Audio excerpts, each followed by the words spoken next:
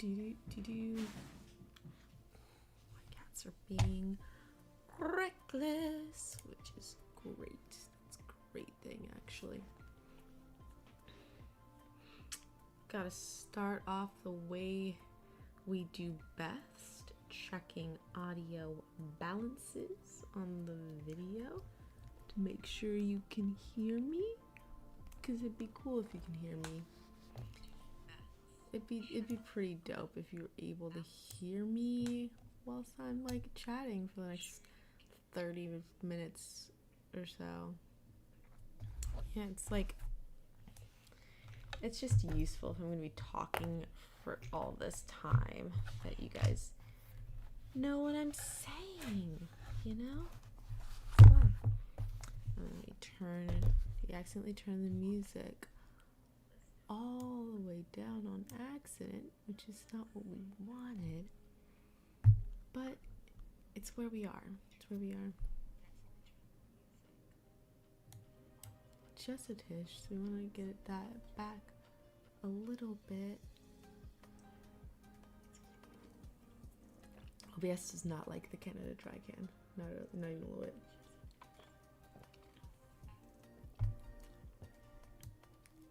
Maybe the song just like paused. Maybe that's what happened. Yeah, it's super funny how it just like freaks out on the can if I can figure out directions. Like, look at that. That's so goofy. Okay. Okie dokie.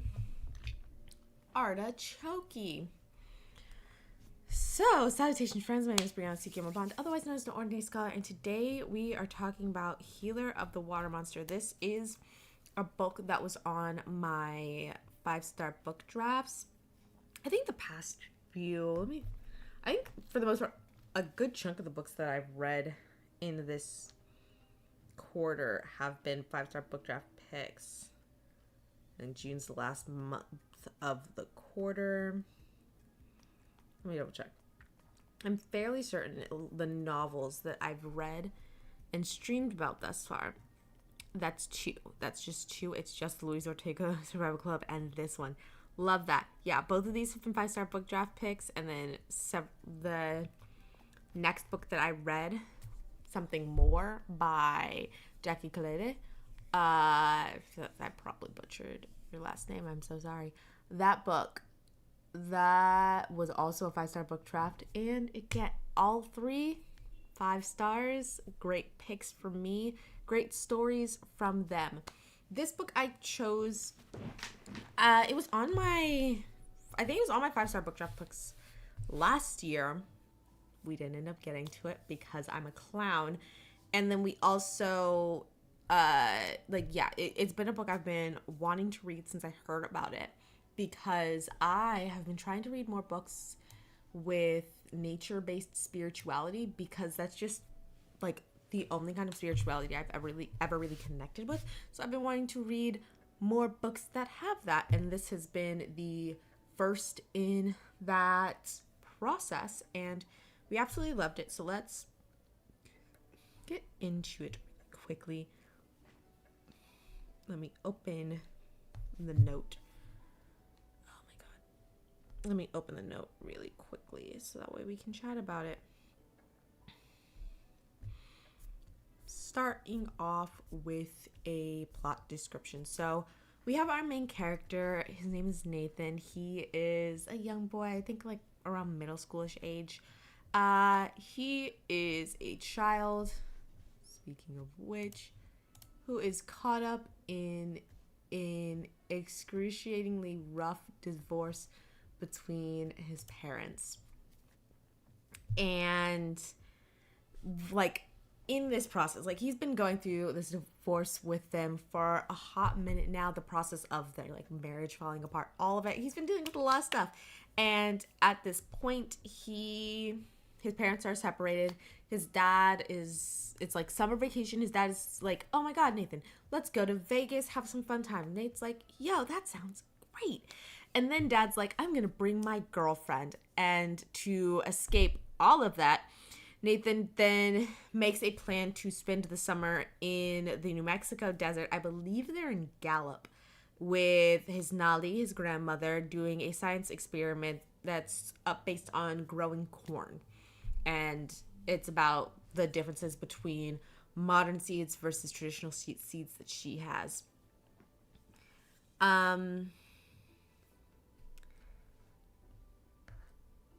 Yeah, that's already like itself a whole ass story. And there's really like two full robust stories going on here between Nathan and his like personal life, and then Nathan and these spiritual beings. So you have, after he's at Nadi's place, then he's starting his experiment, and something starts stealing his seeds that he's like using for the experiments. And that's rude. That's rude. So one day he's having trouble sleeping.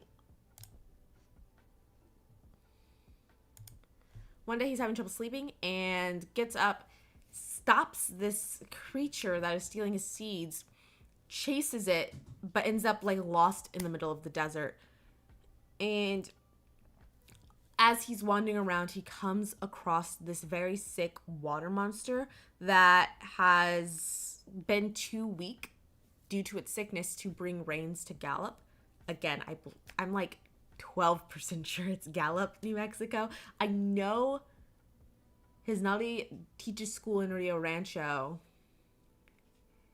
His uncle used to work in Albuquerque. I'm like fairly certain Gallup, or at least they're like outside of Gallup, and I think Gallup is like the nearest town, but I don't 100% recall. I used to live in New Mexico, and I've done a good effort of blacking out most of these words. So they came in one ear and then like were shoved out the other. So he makes a deal with this water monster. Hey, if you can help me find my way back to my Nali's place, then I will help try to heal you. Make the deal. And like I said, they're two robust stories. So you have him working, trying to heal this water monster. And then you also have Nathan's uncle Jet. He is a veteran who is struggling with severe PTSD and depression from his time at war, as well as there's this being, an ash being, that is attached to him.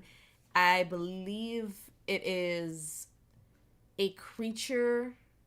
I don't know if it's fully like a corrupted spirit of someone he killed, or if it is like almost like a curse of some sort given by someone he killed. But he killed someone, and then an ash being attached to him, full of, that is just exacerbating the symptoms of PTSD and depression. And so throughout the book, Nathan is working on two goals. He is trying to figure out how to heal this water monster, and in that process he has to go to the third world, the world that all beings originally had come from, to try and contact Mama Water Monster and see if he can get the tools he needs to help heal his water monster friend Pond. And on the other hand, he also needs to convince his Uncle Jet, who has been very against and very unreceptive to getting help.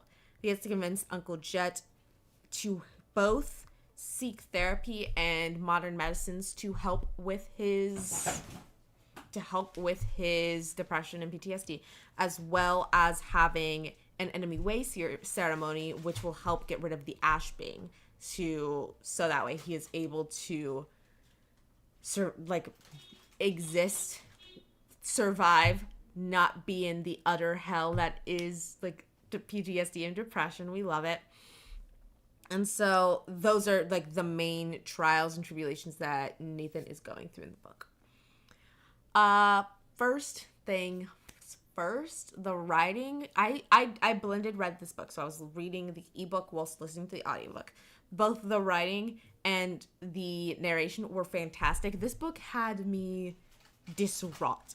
This book had me in shambles. Like this is another one where it's like it didn't even just start at like because I was talking about how in Revenant Prince, it was like the second half of the book was just tears. It was this full book, really. It was this whole entire book. There are so many aspects of it, of the trauma that Nathan has been going through. We're going to talk about that in a second. Like that, like, because he's been traumatized, and seeing that and then all this other stuff just keeps getting piled on. It's rough out here. And like there's so many other experiences that are just so sad. It's so emotional. This book is like brought all of the emotions out of me.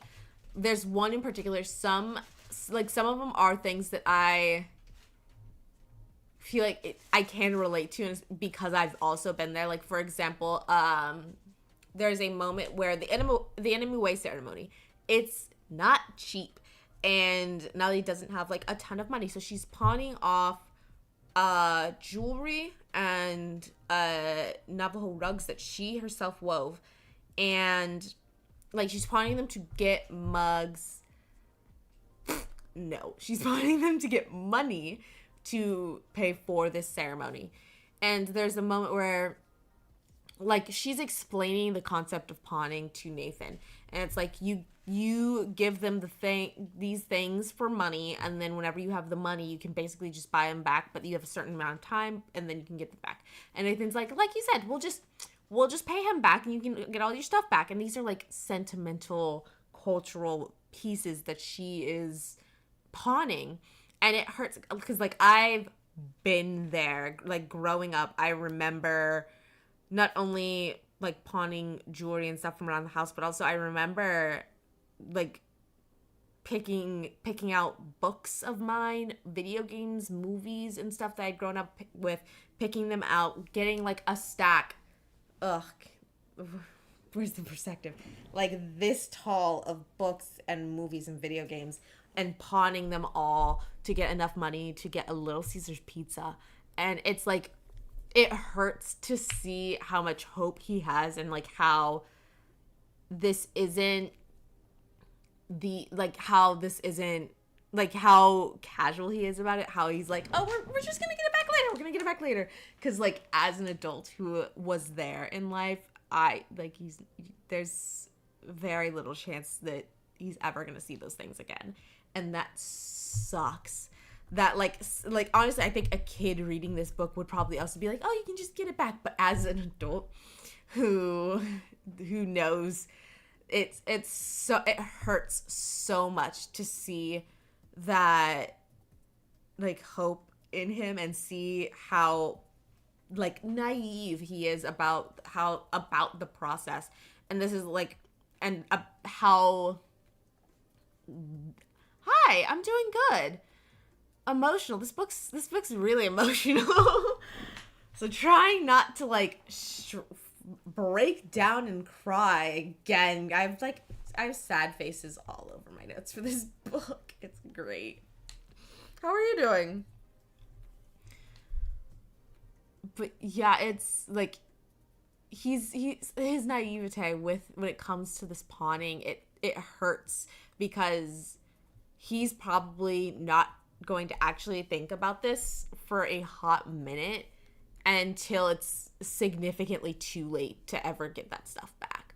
Like based on like the way the story goes, he's obviously going to still be very much participating in his culture, but I think he's not going to really think much about these particular pieces until whatever time frame that Nali had to pay back is gone.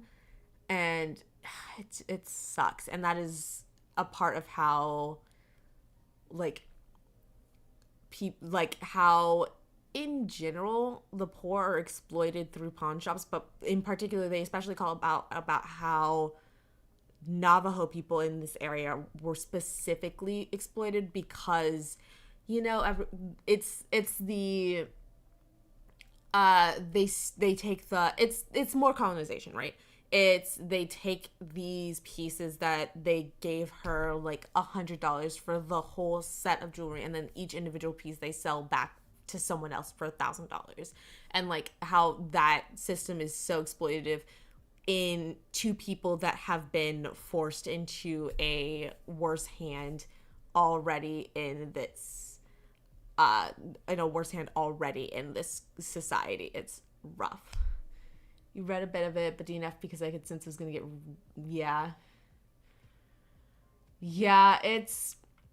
it's definitely a very, very emotional book.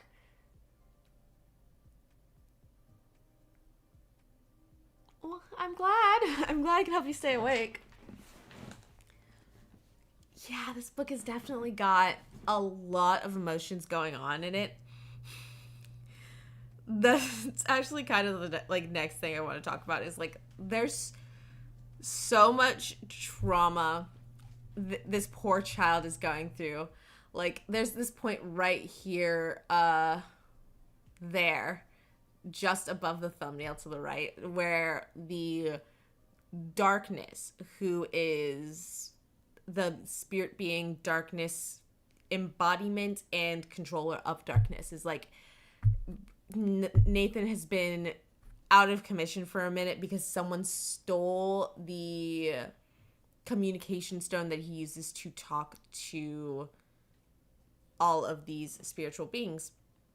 And so he like ends up is able to call darkness over, and darkness is like, where have you been? The water monster of the agave pond has been waiting for you. And Pond is already like stressed about whether or not Nathan's actually going to end up helping him in the end.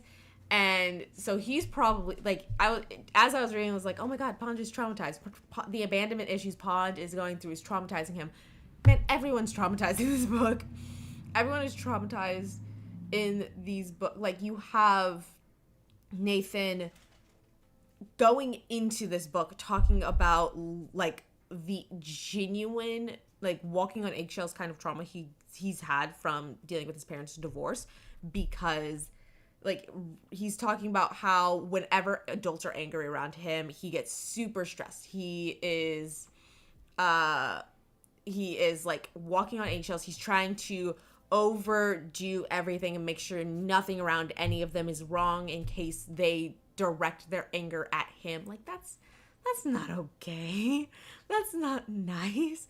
You shouldn't have to do that. Like his Nolly earlier on in the book just yells something. I don't think she might have been yelling at him, but she raises her voice and he is sent back to the house in the middle of his parents' divorce. Everyone's yelling and throwing things. He is not okay. And so you have that. And then you have his uncle. Hold on. Okay, no. Oh, I'm sure Babel's gonna be super traumatizing. But like also I feel like it's gonna be traumatizing in a way where like this is trauma I need to unpack. So let's go. We're gonna break down, we're gonna cry. I'm reading a lot of emotional books like right now, actually. Like this one was super emotional. I'm currently reading Things I'll Never Say by Cassandra Newbold. That book, like it's flat out about grief and like the loss of a loved one, and you know it's hitting those soft spots really well. But yeah, so Nathan he's dealing with the trauma that has been his parents' divorce, and then insert his uncle, who is dealing with PTSD, depression, alcoholism, and that is all re-triggering Nathan. But then he is also like his uncle. So there's a point in time where the ash being connects, like Nathan ends up taking the ash being, and I should probably be fine without a care package. I honestly, unfortunately, we unpack trauma randomly but regularly in this head of mine, so like I'm used to it. But I do appreciate the offer.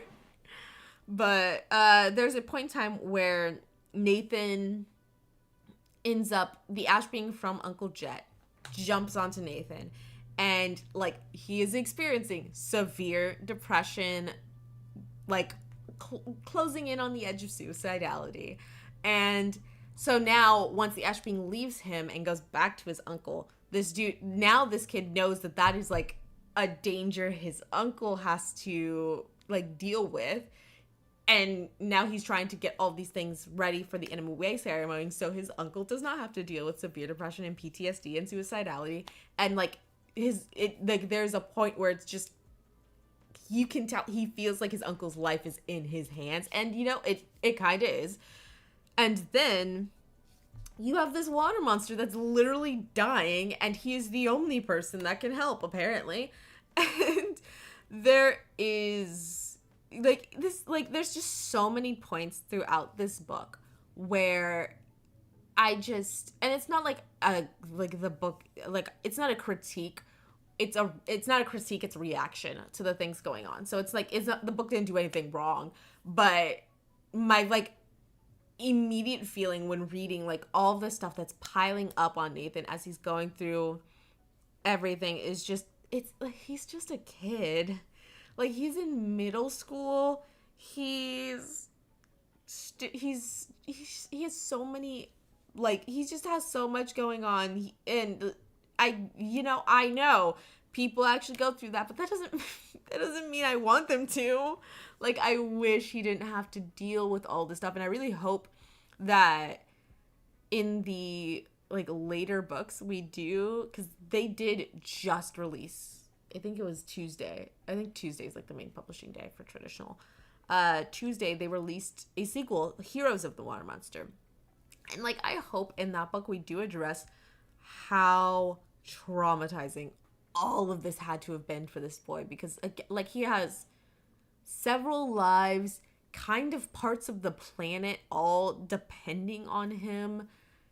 That's a lot. That is just a lot for a kid to be going through, on top of feeling like his home life is falling apart and feeling like his, like, he doesn't have anyone to really feel close to or to trust, because he feels so much that due to all the stuff with the divorce, he feels neglected by both of his parents. That's why he's so upset about the girlfriend coming to their Vegas trip. Like, he does not get a chance to really, like, treat himself and, like, take care of himself. He has so many other people he is worried about. I haven't heard a ton about Yellowface yet. I've heard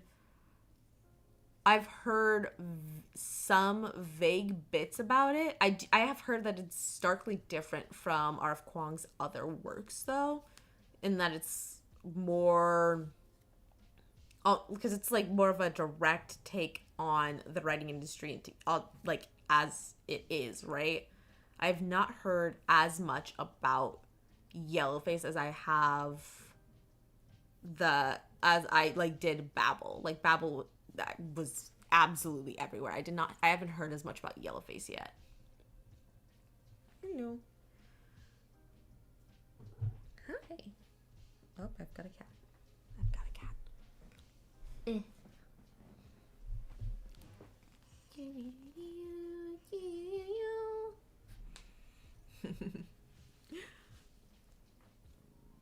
But yeah, so I hope we... No, you're fine.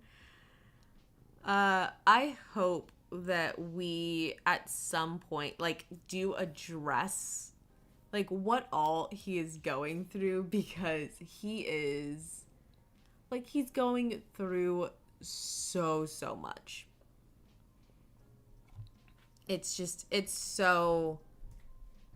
like, I'm really glad that we do take times through the book for him to, like, he isn't a superhero through it, if you know what I mean. Like, there are times where he's literally, like, breaking down because he is stressed, he is overwhelmed, he's scared, and he's still kind of, like, everyone's like, well, you kind of still have to do it, but like, at least we took some time to like, acknowledge how much this must be for him as a child to be going through, because, oh my lord, is this, like, there's also a point where he pawns his own cell phone, like something he'd been super excited about, he got at the beginning of the trip. He pawns his phone for his uncle's, like, for his uncle's enemy way ceremony. And it wasn't his enemy way ceremony. It was to bail his uncle out of jail. He pawns his phone. And like, that's a lot to have to mentally process. Like, I'm sure he can get another phone, but it is him being a child and having to take on that responsibility of, I've got to, like, in order for this adult that I care about to not be in jail and to not be, like, at risk of all of these things that, like, all of these mental health struggles that are made worse by the Ashby, in order to, like, save my uncle's life, I'm gonna pawn my phone. Like, he's going through so much. And we did touch on that, but I hope we talk about it more going forward with these books. Is the cat flat because you're sitting on the cat? Like a... Oh my god. In my head, I only know him as, like, a womp from Mario. But I don't think that's what they're called. But they do, like, want to make him flat. Yeah!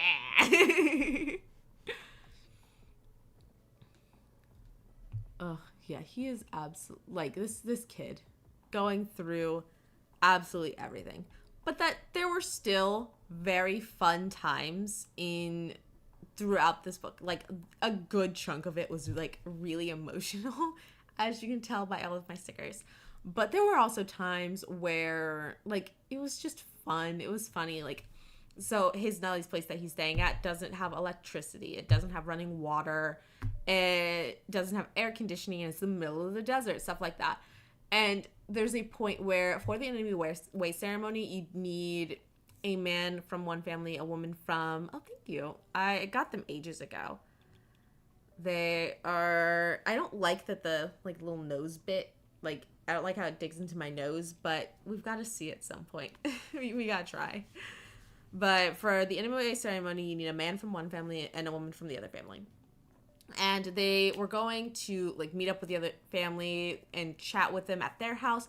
And there's air conditioning and running water. And oh my god, his reaction to being in this house when, like, being around these luxuries for the first time in, like, months is so funny. The moment they stepped in, Nathan noticed that there was air conditioning. It was blowing on top of his head. How he missed the artificial Arctic air. Nathan almost skipped on his way to the bathroom. Like, this is so, like, that's adorable. That's so funny. There was another part that, like, it's not necessarily a joke, but I thought it was kind of goofy. Of, like, he gets to the third world and Mama Water Monster is like, I have what you need I have what you need to take with you, but it's, like, at the bottom of my oceans. Come with me. And, like, mind you, she's described as, like, this massive, like, continent-sized water monster. She shrinks down so she can chat with him. But, like, she can be a giant, like, water monster. This is her domain. Like, earlier she says, a human in my domain. In her domain, she's like, okay, we need to go down to the bottom of my ocean to get you a thing. But, like, something might try and kill you. And Nathan's like, I know half of a protection song. And her response is, let's hope that's adequate. Ma'am? I'm sorry. What? You could help. Like, you were just talking about how this is your domain, but if something comes for him in your face, someone wants to take a chomp out of him in front of you, you're just like, nah, I just work here. What? Excuse you. All powerful, but doesn't mean she has to help. Like, there are also some really fun, like, you have these two other, I was just on that page. Here. You have two other spiritual beings, Jetstone Boy and Jetstone Girl. And they aren't like in the story for a long period of time. They more just kind of show up for a scene, if that. But it's a fun scene where how they, I don't know how to like best describe like who they are in the culture, but an ability that they have is they have an arrowhead. They each have one, and they can tap it to the ground, and it creates rainbow to the other, and they can ride across the rainbow to each other. And so Jetstone Boy comes to pick up Nathan and his companions that are going to be going to the third world, and they're on the rainbow, and obviously Nathan is just freaking out as they're like falling down the other side of the rainbow. And so you have him say, then they began to fall. He gripped Jetstone Boy's hand and harder and screamed, "Calm yourself, nothing will harm you," Jetstone Boy said. Nathan kept screaming anyway until they slowed down and Nathan was standing in front of Jetstone Girl. Like, that's funny. Like, there's some fun times. There's some other like really cute moments. Like, Nathan's scared of spiders, which same. And there are two moments with spiders where it's when he first is at Nolly's place, and there's a spider that walks up to them as he's around the fire, and he's about to like try and squish it, and Nolly's like, "Wait, don't kill it." And he's like, "What do you mean? You have to kill it, and then you have to kill it like 3 more times just to make sure it's dead." And same. Then you also have a moment later, once he gets that communication stone, and now he can talk to these spiders, but because he didn't kill it earlier, now they're buddies, and they're like, we'll hear you out, we'll do what you like.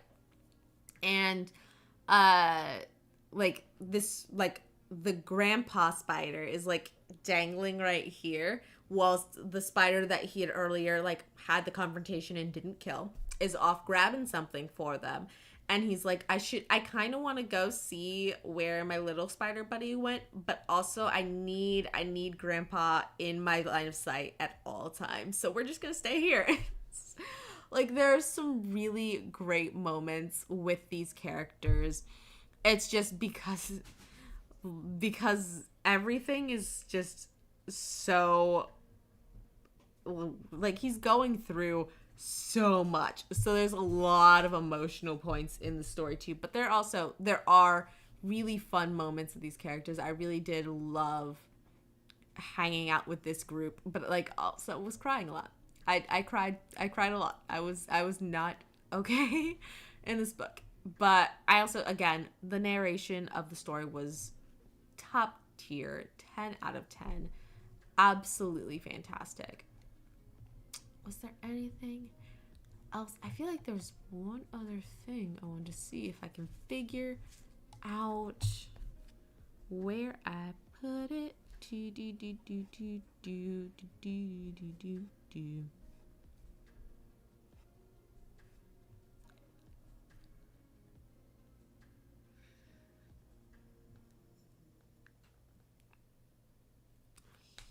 What page is this? Let me.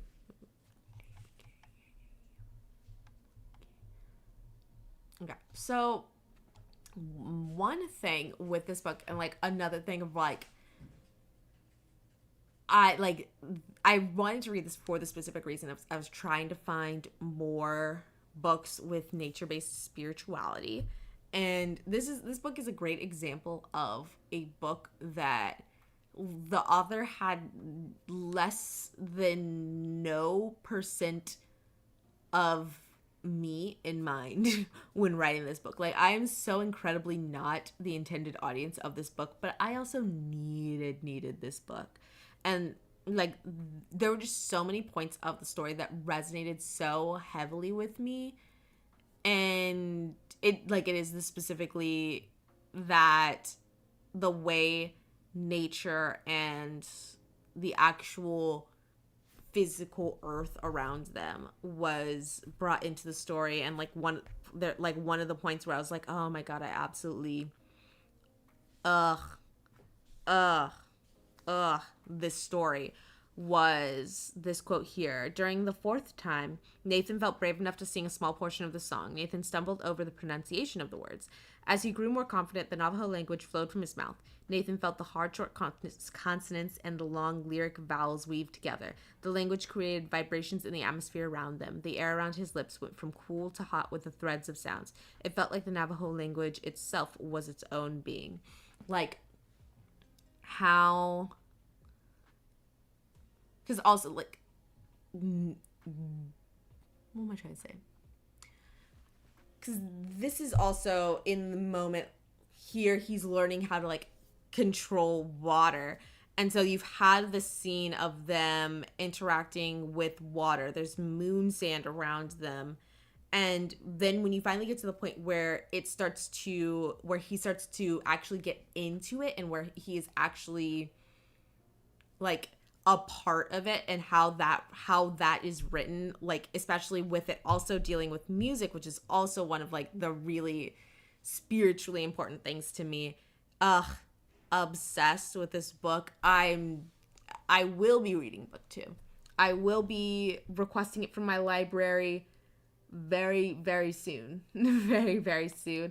I'll probably request it, and then I mean, yeah, I can request it right away, and then eventually I'll be able to read it, like, in December. I have so many books going on.